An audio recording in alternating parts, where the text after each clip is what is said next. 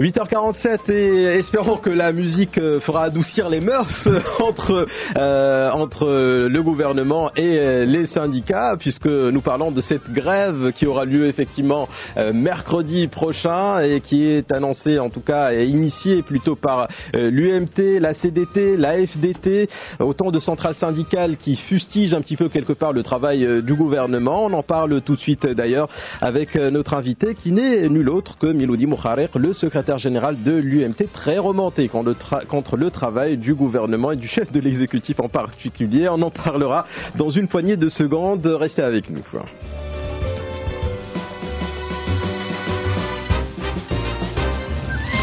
Rien ne va plus entre les syndicats et le gouvernement. La classe ouvrière marocaine a de nouveau décidé de hausser le temps. Et c'est l'UMT, l'Union marocaine du travail, qui prend les commandes cette fois-ci. La grève nationale aura lieu ce mercredi 29 octobre. Les centrales syndicales protestent contre une politique impopulaire du gouvernement et son incapacité de mettre en place un plan de réforme pour des secteurs stratégiques tels que celui de la retraite. De son côté, l'exécutif a fustigé la tenue de cette grève, la jugeant incompréhensible. Alors, quelles sont les principales revendications des syndicats? À quand la fin de ce dialogue de sourds entre exécutif et centrale syndicale? Tout de suite, place au débat. 7h30, 10h, les matins luxe avec Mehdi Touassi. 8h50 et nous parlons donc de cette grève prévue le 29 octobre, ce mercredi. Et avec nous dans notre tour de table, Miloudi Mouharrek, secrétaire général de l'UMT. Bonjour et merci d'avoir accepté notre invitation. Bonjour et mes salutations au nom de l'Union marocaine du travail à l'ensemble des auditrices et des auditeurs de votre station radio Luxe. Radio très entendu par.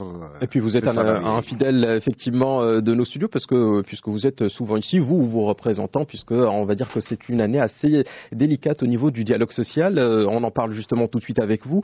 Miloudi Mouharrek, pour vous, quel est l'enjeu majeur de cette grève qui aura lieu mercredi? Montrer au gouvernement votre force de frappe ou le pousser à prendre en compte vos revendications, notamment s'agissant du problème de la réforme des retraites? Effectivement.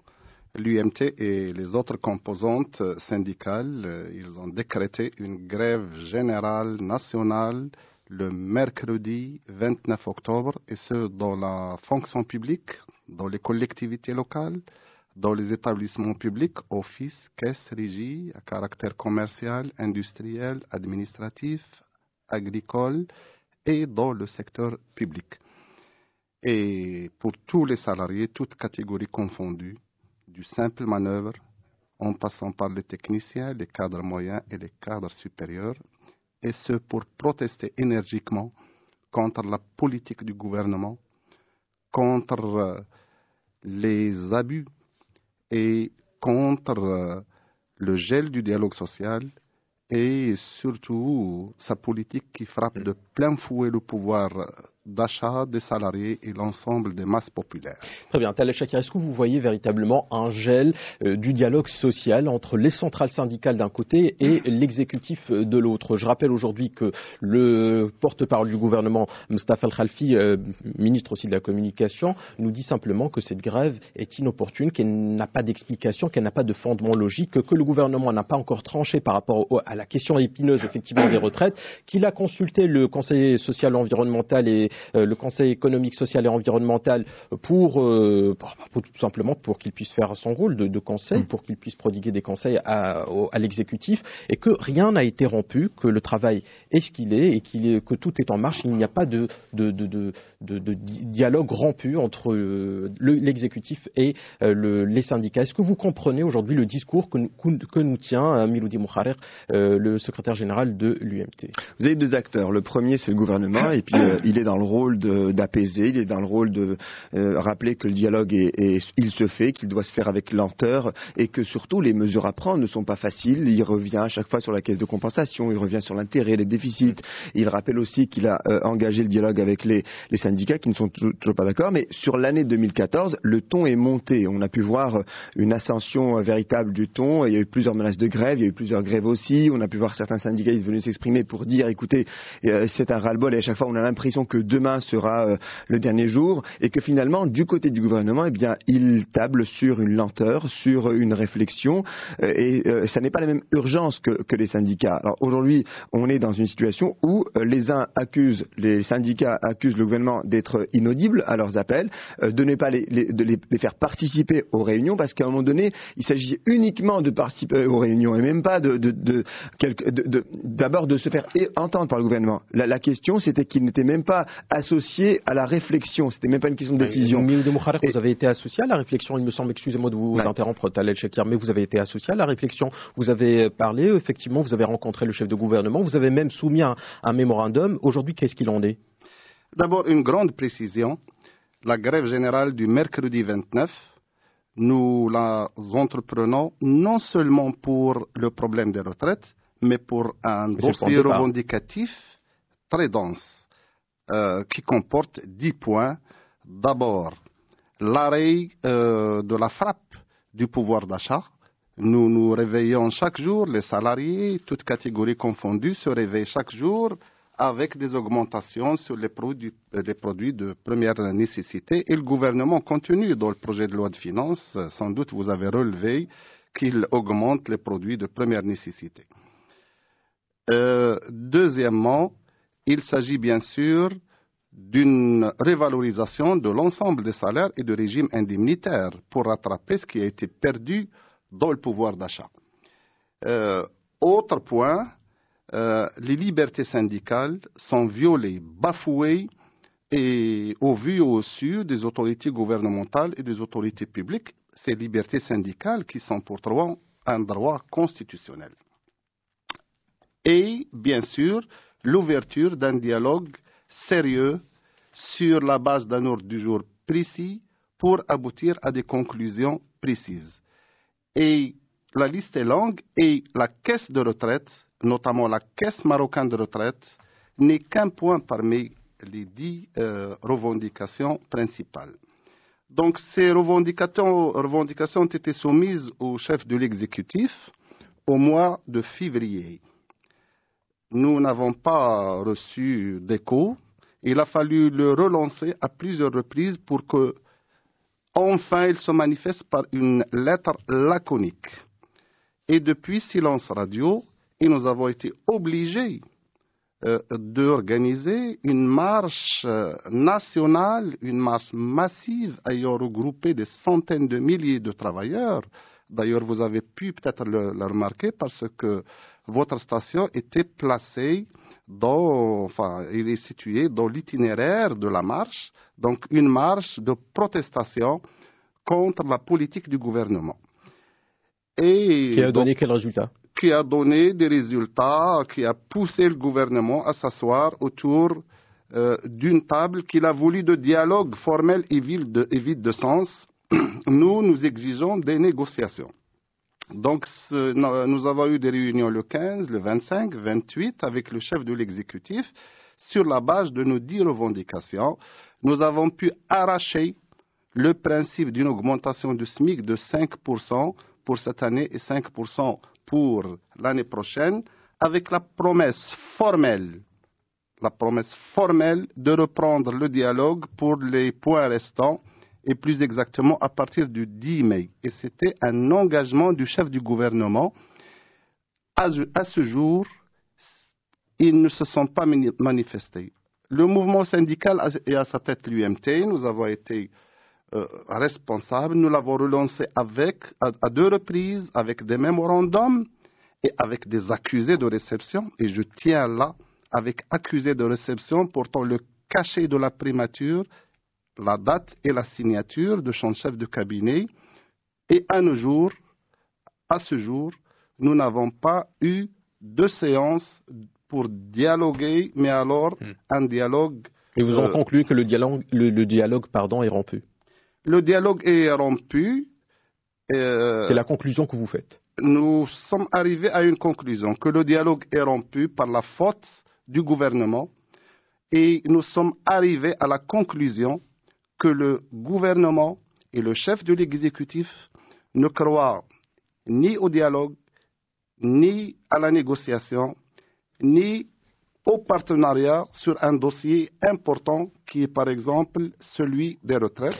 Et donc c'est une absence de volonté politique. Très bien. Mélanie Frey-Sigli. Alors dans ce cas-là, si effectivement on est dans le cadre d'une absence de volonté politique, qu'attendez-vous de cette grève générale et jusqu'où êtes-vous prêt à aller finalement? Parce que vous vous engagez dans un bras de fer qui peut être long et avoir des conséquences importantes et pour lesquelles, si c'est une épreuve de force, vous pouvez être amené à prendre des décisions drastiques. Alors jusqu'où pouvez-vous aller? Écoutez, après avoir épuisé tous les moyens de persuasion et de dissuasion du gouvernement, nous avons été obligés de recourir à cette grande décision militante qui est d'organiser une grève générale dans notre pays. Et nous faisons endosser la responsabilité. C'est responsable, ça? C'est hautement responsable. Nous faisons endosser l'entière responsabilité au gouvernement qui a rompu la paix sociale qu'a connue notre pays pendant plusieurs années.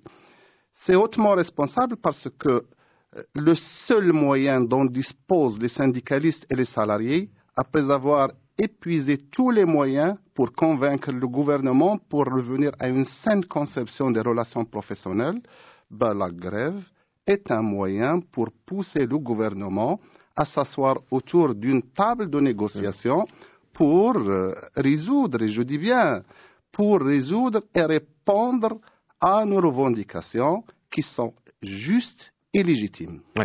Driss Jaidan. Est-ce qu'on peut craindre, dans le contexte actuel, que cette grève ait des répercussions autres?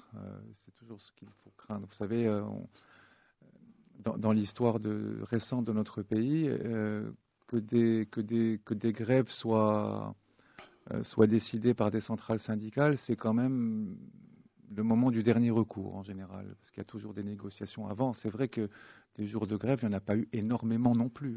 Donc c'est dire aussi le caractère quand même assez... on est à un moment assez particulier quand même. Et moi, la crainte que j'ai, c'est que cette grève finalement puisse aussi... déboucher sur autre chose. Déboucher, oui, bien sûr, sur des manifestations non décidées, sur des formes de violence. J'ai toujours à l'esprit, vous savez, les années 81, c'était quelque chose de terrible et de particulier. Il y avait eu une sécheresse, et c'était parti parce qu'une centrale syndicale avait décidé aussi de... Je pense la CDT. C'était la CDT, absolument. Je ne pense pas que les conditions soient les mêmes. Le Maroc a changé et le monde dans lequel nous vivons a changé. Et puis c'est le chantage ultime aussi, pour paralyser les syndicats. Oui, mais en même temps, dans les propos du secrétaire général de l'UMT, on ressent aussi une sorte de... J'ai envie de dire, lui-même a l'air d'être pris par l'idée que le dialogue est impossible, que de discuter avec le chef de l'exécutif est une opération, en tout cas une chose difficile à obtenir, qu'il aurait un mémorandum avec un accusé de réception du février dernier, qui n'aurait pas été entendu. Donc là-dessus, ça pose la question des cultures et des cadres de référence. Est-ce que le cadre de référence du chef de l'exécutif est celui qui prend en considération aussi la vie syndicale, le dialogue social, ou est-ce qu'on est devant un individu qui considère qu'après tout la vision de la société, la bonne vision de la société, c'est la sienne? Est-ce qu'on est là dans une espèce de dialogue de sourds qui fera que ce sera peut-être toujours impossible de discuter. Le gouvernement... D'un autre côté, les syndicalistes sont des gens qui sont aussi campés sur leur position. On les connaît, c'est des militants. Ils représentent une partie de la population qu'on appelle encore, j'espère, les travailleurs. Et ils défendent là, pour le coup, un projet qui est totalement défendable. Et en même temps, ils sont, je pense, légitimes à dire qu'il y a manière et manière aussi d'entrer en conversation. Si le problème, c'est on n'arrive pas à discuter, on n'arrive pas à poser les problèmes, on n'est pas entendu, vous parlez de responsabilité, je me demande de quel côté se trouve la responsabilité. Mélodie Mokhaler. Écoutez, l'Union marocaine du travail est connue pour son nationalisme, pour son attachement aux intérêts du pays. Et donc nous avons été, poussés à entreprendre cette grève, après avoir épuisé tous les moyens, et je dis bien de persuasion et de dissuasion. Mais le gouvernement ne croient pas en la vertu du dialogue et de la négociation et des relations professionnelles saines. Je termine, s'il vous plaît. Pour mémoire, pour que l'UMT arrive à décréter une grève générale dans le public, dans le semi-public et dans le privé, c'est vraiment une décision grande. Et pour mémoire, la dernière grève que l'UMT avait entreprise, générale, c'était le jeudi 18 juin 1981. Et donc, je répète et je le dis, c'est le gouvernement qui assume l'entière responsabilité. Mais Mélodie Mouharek, lorsque vous entendez Mustafa Al-Khalfi nous dire que cette grève est incompréhensible et injustifiée, que le dialogue n'est pas rompu, je veux dire, à un moment, voilà, je veux dire, c'est peut-être que ça tarde un petit peu, mais de là à dire que c'est rompu, alors qu'officiellement on vous dit que non, le dialogue n'est pas rompu, que les décisions ne sont pas arrêtées, que nous sommes juste en consultation avec les différentes parties prenantes et que nous allons, c'est ce que dit Mustafa Al-Khalfi, nous allons continuer le dialogue avec les centrales syndicales. Pourquoi est-ce que vous ne le croyez pas ? Écoutez, nous jugeons sur des faits. Lorsque le sieur Al-Khalfi dit que le dialogue n'est pas rompu, tout simplement, moi je dirais que de la part d'un ministre porte-parole du gouvernement, faire des déclarations de la sorte est déplacé. Moi je vais vous remettre des documents qui font date. D'abord, concernant le dialogue social. Nous avons écrit des mémorandums, des lettres de correspondance pour relancer le chef du gouvernement sur son engagement de relancer le dialogue le 10 mai. Or, il a failli à son engagement. Et nous avons du document avec accusé de réception. Un autre point très important, concernant la réforme de la Caisse marocaine de retraite. Nous nous sommes réunis dans le cadre, et je précise, pas dans le cadre du dialogue social, dans le cadre de la Commission nationale de réforme des retraites, qui est une autre instance, et un débat de 3 heures entre le mouvement syndical, à sa tête l'UMT, et le chef du gouvernement et les ministres concernés, et il nous avait sollicité de lui fournir un mémorandum dans un délai de 1 mois. Effectivement, un mémorandum a été déposé, et encore une fois, avec accusé de réception, avec le cachet du chef de l'exécutif et sa signature. Je ne crois pas qu'ils ne l'ont pas reçu, monsieur. C'est pas ça le problème. Madame, je termine, s'il vous plaît. Et lorsqu'il dit qu'il n'a pas reçu les contre-propositions du mouvement syndical, je lui ai dit non, consultez votre chef du gouvernement, consultez votre chef de cabinet. Et donc, il a le devoir quand même de la sincérité vis-à-vis des citoyens en tant que porte-parole du gouvernement. Khaled Shakir. Oui, alors on connaît bien la force de frappe de l'UMT au niveau des ports, des industries, et c'est vrai que c'est un syndicat qui brasse très large, mais il me semble que le syndrome des années 80, il faut arrêter d'en faire un mythe, et que ça n'est plus la même chose aujourd'hui. Les conditions ont changé, le niveau de vie a augmenté, le mode de vie s'est métamorphosé, le pain en tout cas n'est pas la seule source d'alimentation au Maroc, donc il y a quand même une variation. Ça fait quand même une bonne 30aine d'années, il faut arrêter de dire. Il y a 30 ans aussi. Oui, non, mais justement, s'il y a mécontentement, il sera sur d'autres points. D'ailleurs, lorsqu'il y a eu les revendications, lorsque spontanément un certain nombre de personnes sont sorties, ça n'est pas du pain qu'elles réclamaient, c'est d'autres choses. Et c'est une éducation. C'est-à-dire qu'en fait, les revendications sont devenues post-matérielles. Il faut bien le comprendre au Maroc. Maintenant, concernant l'UMT, je crois qu'on est d'accord sur les libertés syndicales et que l'État doit s'engager continuellement par rapport au respect des libertés syndicales. Mais il y a 2 points techniques, c'est la retraite et la compensation. Vous y revenez à chaque fois. La compensation pose un problème. Nous avons un déficit, vous devez le savoir, dans les négociations. Il y a certainement une lecture à faire, peut-être dans l'équité, dans la nouvelle répartition. Vous n'êtes peut-être pas d'accord avec la baisse ou l'augmentation des prix et donc la décompensation, mais peut-être que vous pourriez proposer une lecture meilleure, un ciblage par zone de population, une équité. Enfin, est-ce que vous êtes dans ce type de revendication ou est-ce qu'on est encore dans le rejet global? Écoutez, pour cette grève générale du mercredi 29, je rappelle que des antennes de votre station, il y a 6 mois, avec le professeur Shaimi et M. Gabriel Banan, j'annonçais justement et je lançais un appel au gouvernement pour ne pas pousser l'UMT à prendre une décision de grève générale. Nous n'avons pas été entendus. donc par écrit, par tous les moyens et par tous les canaux de communication. Donc cette grève d'abord, elle est syndicale. Elle est organisée par les syndicalistes et pour les syndicalistes et pour les travailleurs. Et donc, contrairement à ce syndrome de 90, 91, c'était d'autres connotations. Ici, c'est une grève pour la défense des intérêts des salariés. Ça commence toujours comme ça? Écoutez, jusqu'à présent, la mobilisation se fasse dans de très bonnes conditions. Nous refusons de faire instrumentaliser cette grève par une quelconque parti politique ou autre. Par ailleurs, il y a des revendications qui ne demandent pas un dirham au gouvernement. Lorsqu'il dit que le Maroc est en difficulté économique, que le FMI, la Banque mondiale ont des recommandations.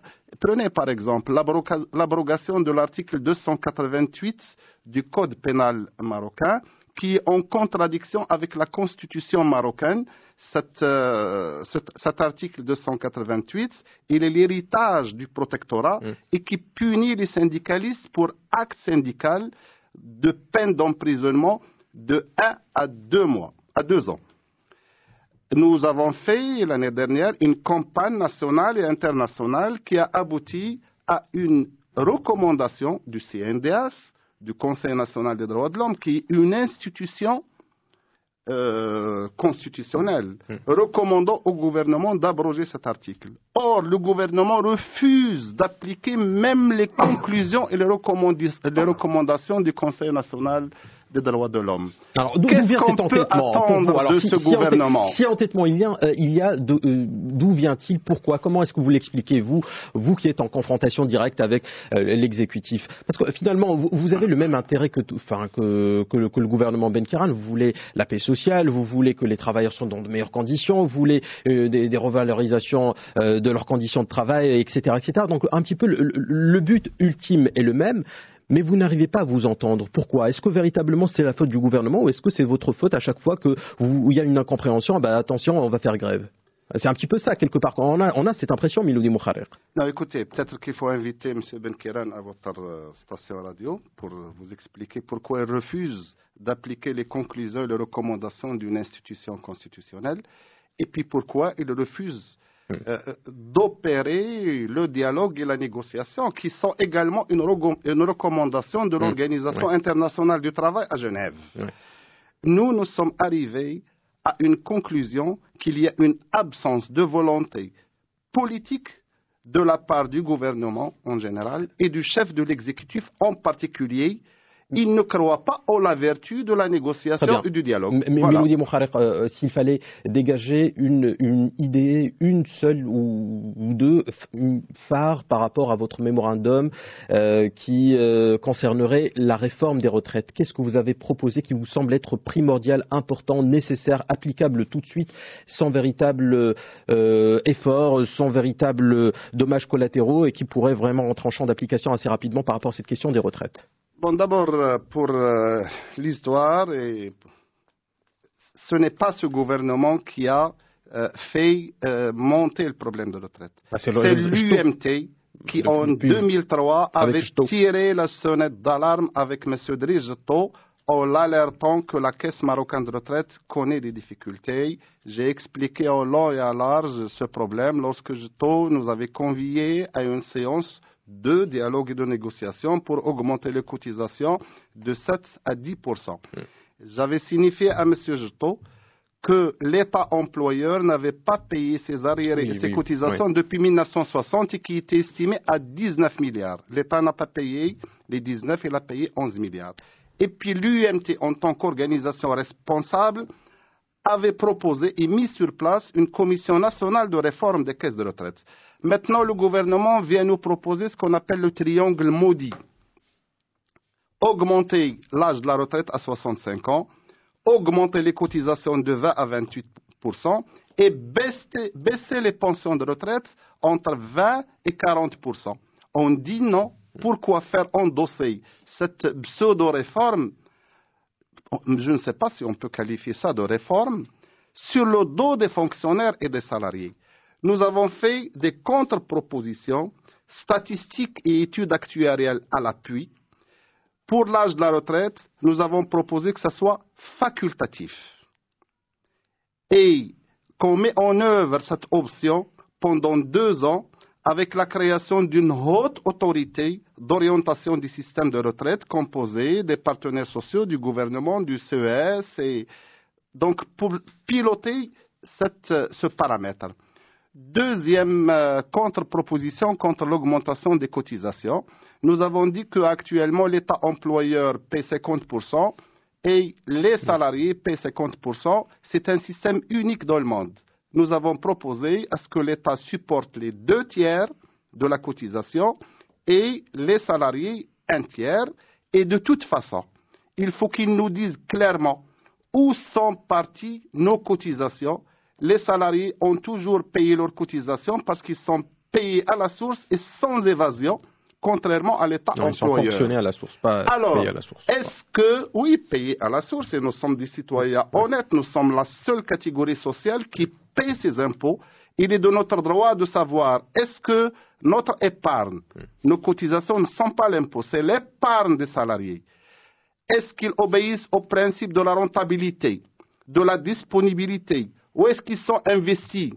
Est-ce qu'ils sont investis pour le bien-être des salariés dans des maisons sociaux, dans des maisons de retraite, dans des villages de vacances? Ben écoutez, c'est avec notre épargne, l'épargne du pauvre salarié, du pauvre manœuvre, du pauvre smigard, que sont construites les marinas, les terrains de golf, les hôtels palaces.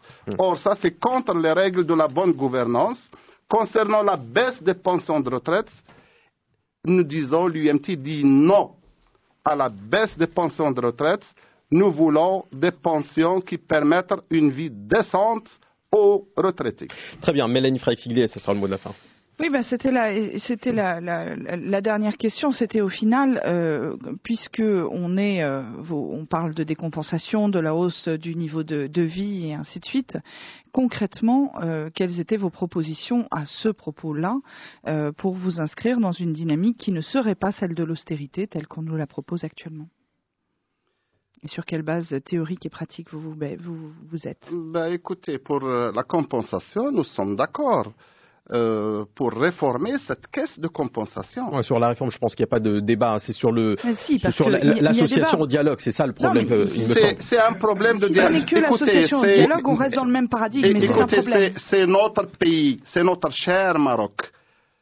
Nous voulons qu'il soit maintenu cette paix sociale, qu'il soit développé, mais avec le dialogue, la concertation et le partenariat. Donc vous restez, quoi qu'il en soit, dans la logique de l'austérité. C'est ça ma question. Non, pas dans la logique de l'austérité. Il faut réformer la caisse de compensation. Mais le problème toujours, c'est au détriment de qui? Oui. Et quand ils veulent décompenser les produits les pétroliers, donc le pauvre smigard qui s'arrête à la station d'essence avec sa pauvre mobilette, comme le nanti, le riche, avec sa 4x4 qui bouffe du 40 au 100, c'est ça l'égalité sociale. Donc voilà, c'est cette approche que le gouvernement veut encourager, appauvrir les pauvres, enrichir les riches. D'ailleurs, pour terminer, le projet de loi de finances, nous l'avons étudié à l'UMT sous l'aspect social. Encore une fois, le gouvernement récidive. Les produits de première nécessité, donc une augmentation de 6% sur la TVA sur le thé, le riz, les pâtes. C'est des produits consommés par les pauvres, par les classes populaires. Le péage qui sera augmenté également, les autoroutes, et la liste est longue. Très bien, merci en tout cas à vous, Si vous permettez un mot de la fin, peut-être à travers votre station. Donc je saisis cette occasion pour lancer un appel pressant à l'ensemble des salariés, toutes catégories confondues, pour participer massivement à la grève générale du mercredi 29 octobre. En tout cas, ça c'est vous, en tout ça, je vous engage que vous. Et pour arracher leurs revendications légitimes et pousser le gouvernement à revenir sur la table du dialogue. Personne à ne pas le faire. En tout cas, merci beaucoup, Miloudi Mouharek, pour avoir répondu à notre invitation ce matin, et merci pour ces précisions.